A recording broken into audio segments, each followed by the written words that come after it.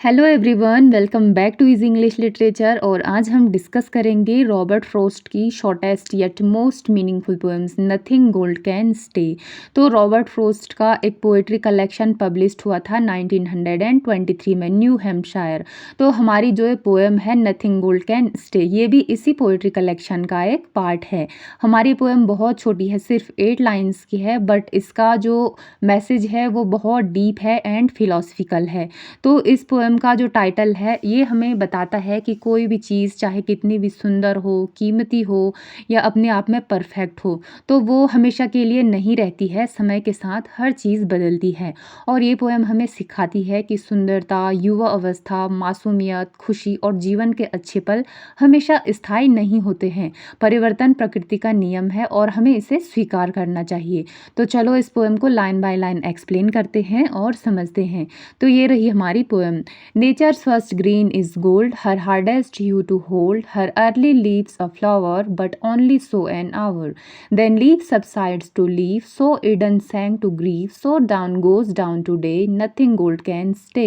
तो यहाँ पे देखो हमारी फर्स्ट लाइन है nature's first green is gold. तो फ्रेंड्स यहाँ पे नेचर्स फर्स्ट ग्रीन का मतलब है स्प्रिंग सीजन से, यानी कि वसंत ऋतु में।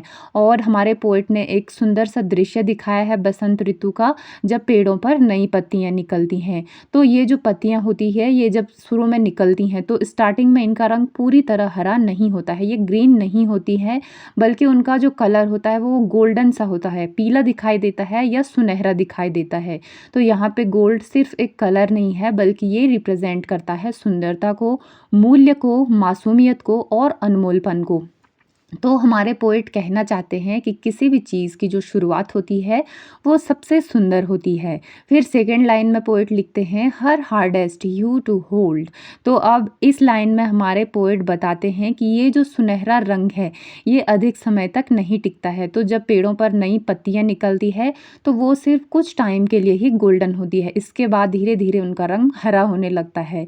तो जो हमारा नेचर है उसके लिए इसे बनाए रखना सबसे कठिन होता है। हमारी जो प्रकृति है वो हमेशा के लिए इन पत्तियों को जो है गोल्डन नहीं रख सकती है। अर्थात दुनिया की सबसे सुंदर और अनमोल चीज़ हमेशा स्थायी नहीं होती है, वो समय के साथ चेंज हो जाती है। फिर लिखते हैं हर अ लीव्स अ फ्लावर। पोएट लिखते हैं कि पेड़ की जो पहली नई पत्ती होती है वो इतनी सुंदर और कोमल होती है कि वो फ्लावर यानी कि एक फूल के जैसे दिखाई देती है। तो यहाँ पे पोएट ने स्टार्टिंग की जो सुंदरता होती है और जो इनोसेंस होती है, मासूमियत, उसको दिखाया हुआ है। फिर लिखते हैं poet but only so an hour. आप बोल रहे हैं कि लेकिन ये जो सुंदरता है ये बहुत कम समय तक रहती है।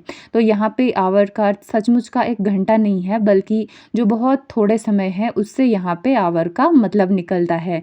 तो पोएट बताते हैं कि जीवन के सबसे सुंदर पल जो होते हैं वो एकदम से बीत जाते हैं, वो कभी भी ज़्यादा समय तक नहीं टिक पाते हैं। फिर लिखते हैं then leave subsides to leave. अब हमारे पोएट बोल रहे हैं कि कुछ समय बाद वही जो पत्ती है वो नई और सुंदर पत्ती, एक साधारण हरी पत्ती बन जाती है, और उसकी विशेष सुंदरता जो होती है गोल्डन कलर वाली वो चेंज हो जाती है और समाप्त हो जाती है, और फिर उसके बाद उसका कलर ग्रीन हो जाता है। हालांकि ग्रीन कलर का भी अपना एक महत्व है, लेकिन जो स्टार्टिंग थी वो सबसे सुंदर लगती है। तो पोएट बताते हैं कि परिवर्तन प्रकृति का नियम है। सो ईडन सैंग टू ग्रीफ। अब देखो यहाँ पे गार्डन ऑफ ईडन का जिक्र किया है हमारे पोएट ने। तो गार्डन ऑफ ईडन बाइबल के अकॉर्डिंग ये वो स्वर्ग था, वो हेवन था, जहाँ पर कि एडम और ईव रहा करते थे।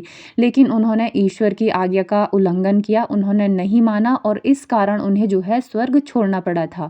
तो इसका अर्थ है कि पूर्ण सुख और पूर्ण सुंदरता भी हमेशा के लिए नहीं रहती है। फिर लिखते हैं poet so dawn goes down to day. अब बोलते हैं कि जैसे सुबह का सुनहरा समय, डाउन का अर्थ होता है सुबह का जो गोल्डन टाइम होता है, यानी कि जब सूर्य निकलता है तो सबसे सुंदर दिखाई देता है उस समय। तो बोल रहे हैं कि वो समय भी धीरे धीरे एक सामान्य दिन में परिवर्तित हो जाता है, यानी कि चेंज हो जाता है। तो उसी प्रकार जीवन के सबसे सुंदर और विशेष पल हमेशा नहीं रहते हैं, वो भी समय के साथ चेंज हो जाते हैं। फिर लास्ट लाइन आती है नथिंग गोल्ड कैन स्टे। तो यहाँ से देखो हमारा टाइटल लिया गया था, और इस लाइन में सबसे डीप मैसेज है हमारी पूरी पोएम का। तो यहाँ गोल्ड का अर्थ केवल गोल्ड यानी कि सोने वाले गोल्ड से नहीं है, बल्कि ये गोल्ड रिप्रेजेंट करता है सुंदरता को, युवावस्था को, मासूमियत को, खुशी और जीवन के जो सबसे अनमोल पल होते हैं उनको। तो पोएट का मैसेज है कि दुनिया की जो कोई भी सुंदर वस्तु है या अनमोल वस्तु है, वो हमेशा के लिए नहीं रहती है। एक न एक दिन प्रकृति के नियम के अनुसार वो बदल जाती है। तो फ्रेंड्स, यहाँ पे हमारी पोएम की एक्सप्लेनेशन ख़त्म होती है। आई होप आपको ये पोएम बहुत अच्छे से समझ में आ गई होगी। बहुत छोटी पोएम है और इतना कुछ कठिन नहीं है, बट इसका मैसेज बहुत डीप है। अब देखो, इसमें कुछ पोइटिक डिवाइसेस यूज़ किए थे हमारे पोइट ने। जैसे इसमें सिंबॉलिज्म थे गोल्ड। तो गोल्ड सिंबलाइज करता है beauty, youth, innocence and precious moments को। फिर मेटाफर यूज़ किया है उन्होंने, the golden leaf represents the short lived beauty of life. तो जो गोल्डन लीफ है वो रिप्रेजेंट करती है हमारे जीवन के जो सबसे अनमोल क्षण होते हैं, जो कि जल्दी से ख़त्म हो जाते हैं।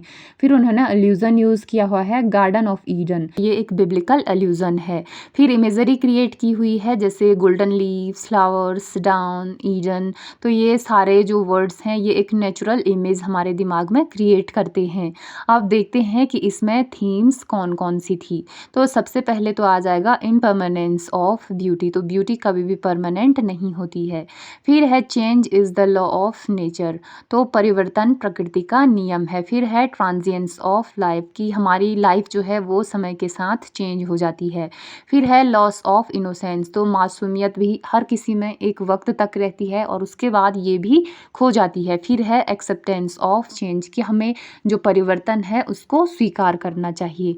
तो फ्रेंड्स, ये थी हमारी पोएम की मेन थीम्स। तो ये थी हमारी पोएम की मेन थीम्स। आई होप आपको ये पोएम बहुत अच्छे से समझ में आ गई होगी। आप इसकी थीम्स को समझ गए होंगे, जो पोइटिक डिवाइस की हमने बात की उनको भी समझ गए होंगे। तो आज की वीडियो को बस इतना ही रखते हैं और मिलते हैं नेक्स्ट वीडियो में।